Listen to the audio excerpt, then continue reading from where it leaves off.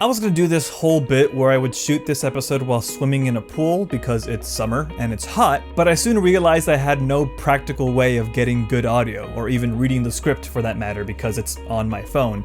But that's okay because today we're gonna be talking about some spring shows that carried over into summer. I didn't make a spring episode because I planned to do other things. Those things haven't come together yet, and enough time has passed where I want to talk about, well, those shows that are on the screen right now. So let's do that, and then maybe take a little peek into what's coming in this summer. Welcome to the Anime Hole.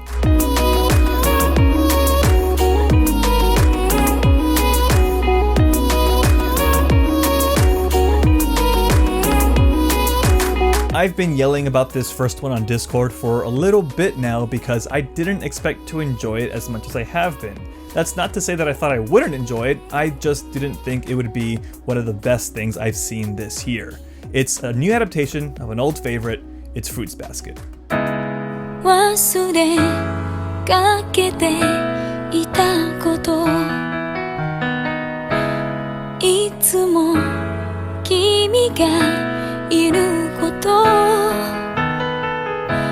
As is the case with most pre-2018 anime that aren't Yu Yu Hakusho, I have never seen the original Fruits Basket. Of course, I had heard a lot of good things about it through osmosis, so hearing that it was getting the FMA Brotherhood treatment with a whole new series more faithful to the manga, I thought it might be the perfect time to jump in. I had no clue what this series was about though. Luckily, I have a friend who really likes Fruits Basket, so I asked him to sell me on it. His summary was, and I quote, "It's about the Chinese calendar, curses, and friendship." That's all he gave me. Turns out when he said the Chinese calendar and curses, he literally meant that the characters of the show are cursed with the spirits of the Chinese zodiac and they turn into those animals when hugged by the opposite gender. The characters aren't getting into wacky mishaps where they have to try to hide their animal forms from the world though. That was my initial thought at the end of the first episode after the reveal. But no, it's a slice of life drama and you know how much I love those. The zodiac animal curse stuff is right now just backdrop for setting up why all these characters are crossing paths and dealing with their own personal turmoil. Not that the curse isn't an important part of the story, I'm sure it is. It's just right now the plot points about the curse, the family secrets, and the trauma tied to it all are being doled out very slowly. Instead, the average episode focuses on Toru, our main protagonist, and her growing friendships with the members of the Soma family, namely Kyo and Yuki. Yuki is cursed with the rat, and Kyo with the cat. I know, you're thinking there's no cat in the Chinese zodiac, but it's fine, it's explained in the show, it's part of a folktale, and I'm sure it's gonna tie into some larger thing later down the road. Toru discovers this secret after staying with them at Shigure's house. Oh, I gotta explain this. Shigure is another member of the Soma family, he's also cursed, he's the dog. There's a lot of characters in this show. There's, 12 zodiac animals plus the cat. There's 12 family members plus Kyo. It's gonna be a lot, and they're only slowly introducing them in the show little by little. Anyway, after Toru discovers their secret, she promises not to tell anyone and continues living with the Somas. Oh, so I gotta explain this too. Okay, so Toru was welcomed into the Soma house by the Somas because she was living in the woods alone because her mom died and the rest of her family is kind of the worst and she didn't want to live with them and it was a whole ordeal. It's a sad story, actually, and I'm just doing a really bad job at explaining it because I'd rather you just watch it yourself. Most of these characters have all gone through some rough shit, but despite the tragic circumstances leading to all these characters' lives being intertwined, the show itself is incredibly sweet and heartwarming. 春になりますね。今はどんなに寒くても春はまたやってくる。 Toru is the catalyst that allows the Somas to gradually overcome their individual issues. And she isn't necessarily helping them directly with their problems, it's that positive outlook on life that she hangs on to even after all the adversity that she's gone through that strengthens the Soma's resolves. And in turn, the Somas help Toru feel welcomed and loved. They bring her joy just by being themselves and she revels in that. Their presence makes Toru happy, and watching it makes me happy. Fruits Basket leaves me with such a good feeling after I watch an episode. It's a cozy show with characters I'm falling in love with and I want to see be forever happy. This is only the first season and they're going to be multiple as it's already planned to be a full adaptation of the manga. Not being familiar with the source material or the original anime, I don't know where this goes, but the show is hinting that some things are going to come in between those characters and the happiness I want for them. So I'm eager to see how it all unfolds. That's not the only spring show that I'm watching that's also carrying over into this season. This next one is another one that I didn't think would be so high in contention with Fruits Basket as my favorite thing I've seen all year. It's got comedy, it's got action, it's got a girl with a gag in her mouth. Wait, no, stop. That's not what I mean. Okay. It's Kimetsu no Yaiba.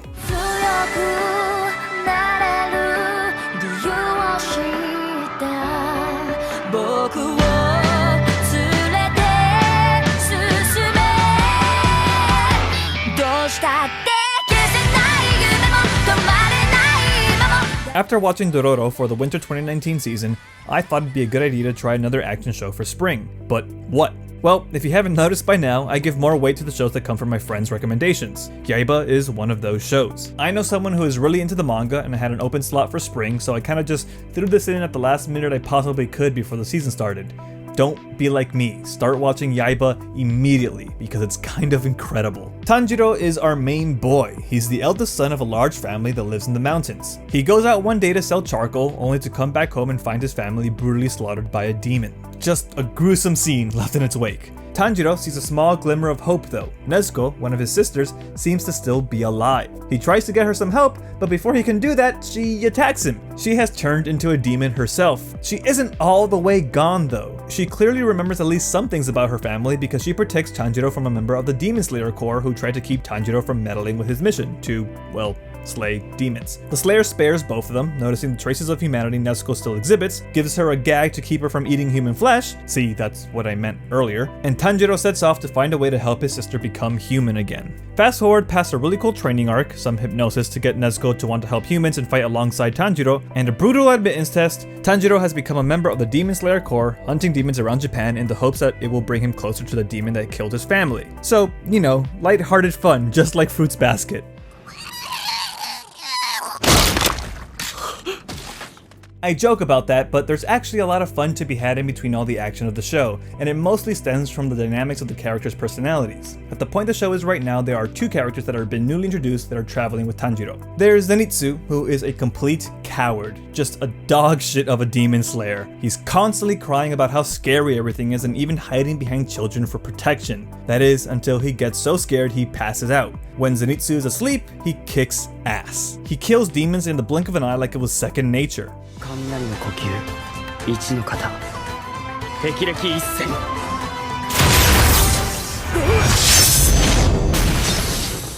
Then there's Inosuke, the most recent addition to the group. I describe him as boorish, both in the traditional sense of the word and also literally boar-ish. He wears a boar's head as a mask. But under that mask, his looks are what some people might call bishy. I think I'm saying that right? Bishy, bishonen, you know what I mean. He got pretty face. Inosuke is kind of insane. He's loud and just wants to fight everything. He clashes a lot with Tanjiro and Zenitsu, but that's what makes the goofy bits of the show work. It's the classic clash of personalities that are more alike than they seem cliche. Zenitsu might be a dipshit coward, but he's an annoying dipshit coward. Inosuke might be a dipshit crazy person, but he's an annoying dipshit crazy person. And poor, calm and collected Tanjiro has to wrangle these chuckle fucks every step of the way. That dynamic makes for a perfect blend of goofiness to break up Kimetsu no Yaiba's action. And oh boy, let me tell you about that action. The show looks absolutely incredible. UFO Table is the studio behind Yaiba and they're doing a killer job. The look of this show has such a striking presence. Intense colors used throughout character designs really make them stand out. The action sequences are animated beautifully using a mix of 2D and 3D animation that blends in seamlessly. Even the bits where they draw the characters with significantly less detail look great because the shift works in favor of the comedic segments of the show. Yaiba is worth taking a look at for its style alone. That's how cool it is, but you'll stick around because it's also a great shonen so far. And those are the two spring shows that I really wanted to talk about after making the unwise choice of not doing an episode a couple months back. I'm also not going to do a separate companion episode for summer because that would just be too much, so I'm just going to run down a few of the shows that I'm watching this season really quick.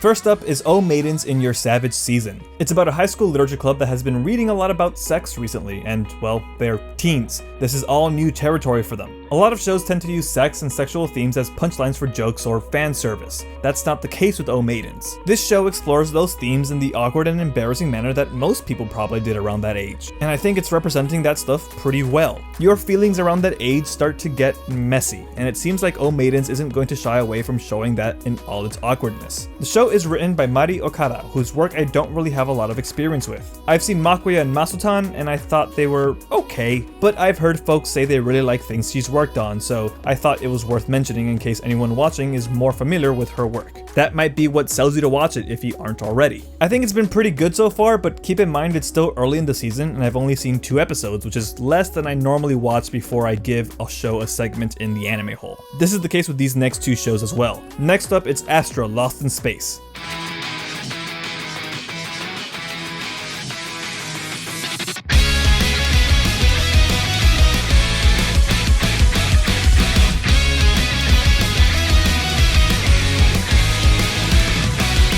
I don't have too much to say about this right off the bat. I chose it because it was a space show.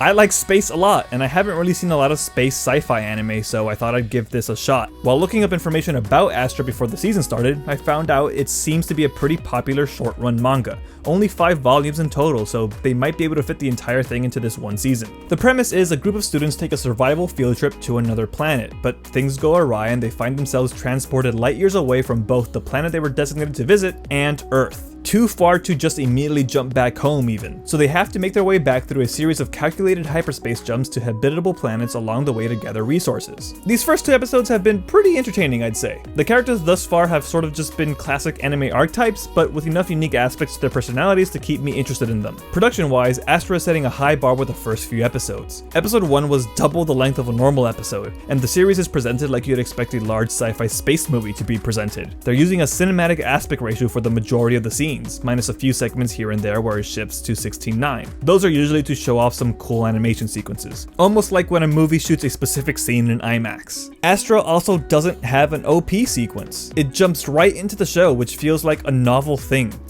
Hey, hi, hello, correction, there is actually an OP for Astra. I just didn't know because it didn't rear its head until episode 3, which I watched while I was editing this video, so I'm recording a quick correction to slice in right now. Anyway, back to the video. And finally, my last choice for this season is Given. It's also a given because it's a show about music and feelings that just has PD written all over it.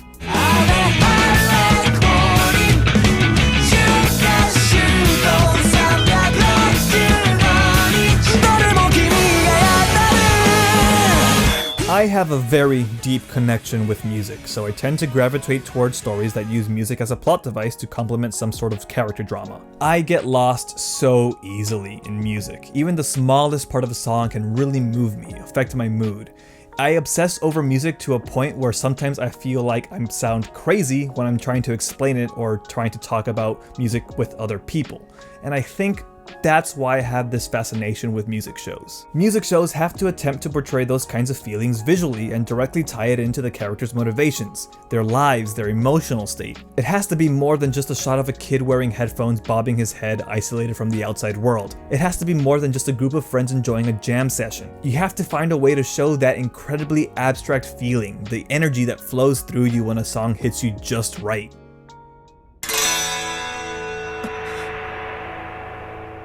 So I seek out these music shows out of a curiosity for how they attempt to do that. In Given's case, I'm not sure how they do that just yet, it's too early. But I'm getting a good vibe off this one. The first 2 episodes have already endeared me to these characters. The main 2, Ritsuka and Mafuyu, definitely have a chemistry. Speaking of chemistry, Given is a boys love anime. This is something about the show that I didn't know initially. I've never watched or read any BL, but that wasn't going to stop me from watching Given. There actually has been a bit more BL talk on Squeaky Whale recently, as you soon shall see in future episodes of The Backlog. At some point, I came to the realization that the abbreviation for the show is just BL. I've been in the BL section of an anime store a lot of times. So with that, now seems like as good of a time as any to try one for myself. Boys, feelings, music. Sounds like a winning combo to me. But that's it. That's all the anime talk I have in me for today. Some catch up from last season and some previews for this season. Nice, well-rounded episode. As usual, streaming links are in the description, as well as my Anilist. Go follow me, look at the anime that I've rated, and maybe get mad at me for not liking the same things you like or whatever. Anyway, thanks for watching. Goodbye.